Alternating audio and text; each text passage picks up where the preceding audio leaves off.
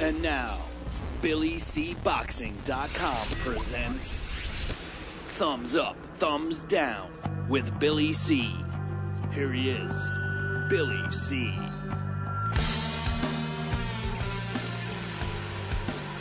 Thank you, Jeremy C.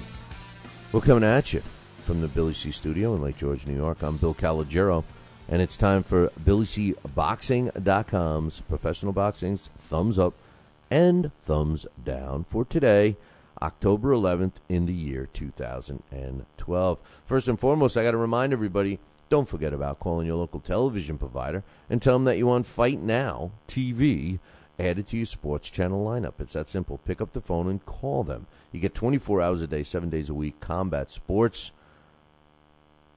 What else do you need? You need a combat sports. You can get it at Fight Now. Call them.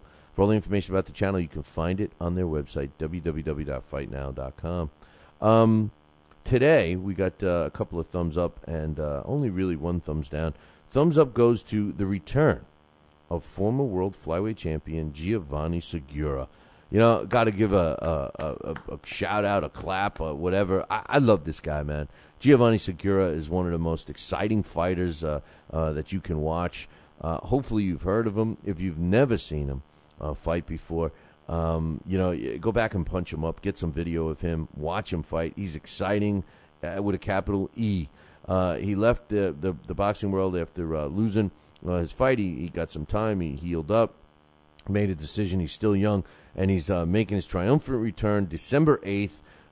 We do not know the exact location, but we will know it over the next couple of days. But we do know the opponent. He's taking on Donaire. No, not Nonito Donaire. Glenn Donaire, the brother of Nonito Donaire, who's a pretty damn good fighter himself. 19 wins, 5 losses, and 2 draws is his record. Congratulations to Giovanni Segura. Thumbs up to him. I predict he's going to be a world champion again. He was a former world flyweight champ. I not only think he's going to be a world champion again, I think he's going to do very well. And boxing needs guys like Giovanni Segura. So thumbs up to him and to his return. Thumbs up also goes to the WBF for getting some quality champions and keeping them. I just think keeping them busy.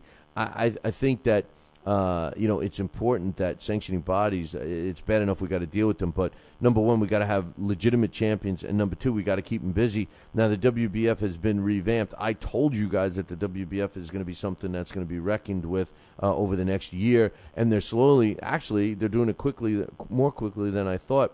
As a matter of fact, we just recently had a world title fight between their current super flyweight champion, which is Juan Jose Montes. He just fought Ibarra in a world title fight a couple of weeks ago, and he's already scheduled to fight again. And he's putting his WBF super flyweight title on the line. Juan Jose Montes is fighting on December 8th against Sonny Boy Yarrow. Now, Sonny Boy Yarrow is a quality fighter, man. I mean, the thumbs up for the WBF is simply this. They're backing up what they said. They said that they were going to slowly make sure that all of their world champions are quality fighters and that they will maintain a busy schedule and represent the WBF in a positive way. Well, guess what? So far, they're doing just that. And champions like Juan Jose Montes is a great example, taking on quality opponent like Sonny Boy Yarrow. Too often do we see some of these sanctioning bodies where they get a guy in place as a champ and then they hand feed him cupcakes. And, he turns into a diabetic because of all the sugar from the cupcakes. So thumbs up to WBF for keeping their champions busy and truly backing up what they said and to ensure that their champions are all quality fighters. Thumbs up also goes to Adrian Bronner and Antonio DeMarco fight. That's taking place November 17th. I love this matchup. I think it's a great matchup. I think it's going to be a great test for Bronner. DeMarco is no slouch. If Bronner does beat DeMarco, this is going to be a legitimate win for him in a new weight class that he's moving up in. It's taking place November 17th. The co-main event is also very good. Seth Mitchell against Jonathan Banks. So make sure you tune into that one, November 17th. Thumbs up for a great card there. And finally, my last thumbs up goes to the Luxembourg Boxing Federation for sticking up for themselves, damn it, against the Euro Boxing Union, the European Boxing Union, has banned them from being part of that union because they sanctioned the Derek Chisora-David Haye fight, which incidentally, there's a great letter from the Federation, from the Luxembourg Boxing Federation. It's up on BillyCBoxing.com right now. Read it. It pretty much outlines everything that I had to that I think is relational, that is related to the problem with them being excluded from the EBU.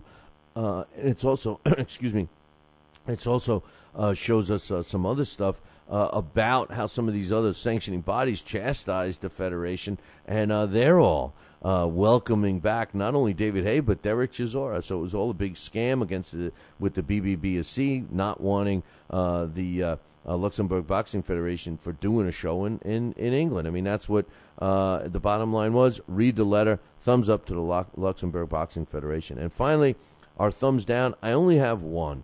But it's an important one. You've heard me say it many, many times. Thumbs down today goes to promoters who don't promote, fighters who don't fight, networks that make decisions based on records and an opinion of one or two individuals. And the worst part about these network decisions is that the guy that makes the ultimate decision doesn't know a left hook from a fish hook. And thumbs down goes to all those people. And the reason is because they're ruining our sport. You know, we talked specifically about promoters, and, you know, you can blame everybody for some of the negative things with the sport of boxing today. You could blame the fans, you could blame the fighters, you could blame the managers, the networks, the promoters, you know, the trainers. You could blame everybody, really. You could have an argument for every single piece of the sport of boxing. But if you could only pick one, and blame it on that group of people, it has to be the promoters, because the promoters don't promote anymore. And I say it all the time, but a great example is, you know, once a promoter lands a fight on HBO, let's say, or Showtime, where they're getting money to produce the show,